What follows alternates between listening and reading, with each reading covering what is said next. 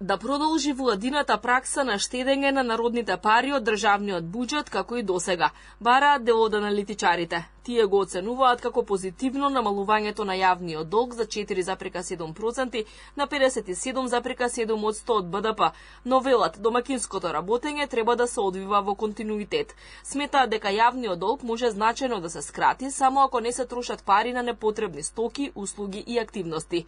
Скромноста во трошењето според нив треба да биде одлика на секој министер, директор, раководител.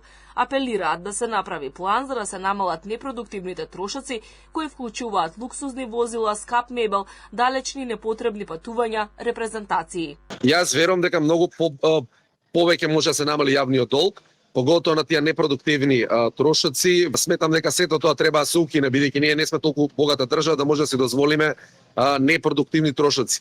Буквално, ако локалните власти зависат од буџетот на централната власт, тогаш не гледам потреба од трошоци на тие локални самоуправи да имаат за репрезентација, за автомобили, туку само за нешто што ќе носи некаква вредност за граѓаните. Позитивно е што владата ги засука ракавите да работи на повеќе капитални проекти, домашни и странски инвестиции, но тие проекти треба да се завршат што е можно побрзо, сметаат аналитичарите.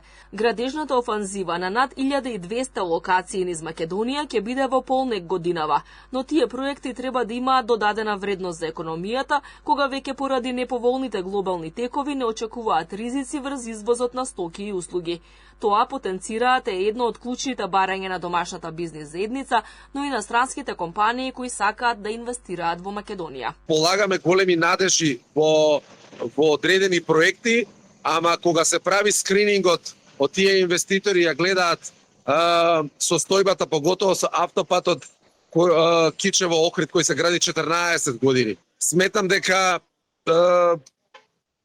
реално не треба, туку треба да има и поголема одговорност и реално треба да ги завршиме ние прво домашните задачи пред него што тргнеме да бараме инвеститори, бидејќи тие бараат сериозно добра инфраструктура. Македонија на крајот на март годинава заврши со најнизок јавен долг во последниве 5 години. Податоците за првиот квартал од годинава покажуваат дека јавниот долг во апсолутна бројка е намален за 36 милиони евра. Според надлежните, тоа било резултат на мерките што се преземаат за фискална консолидација, мерките за намалување на непродуктивните трошења, како и напорите за подигнување на економската активност.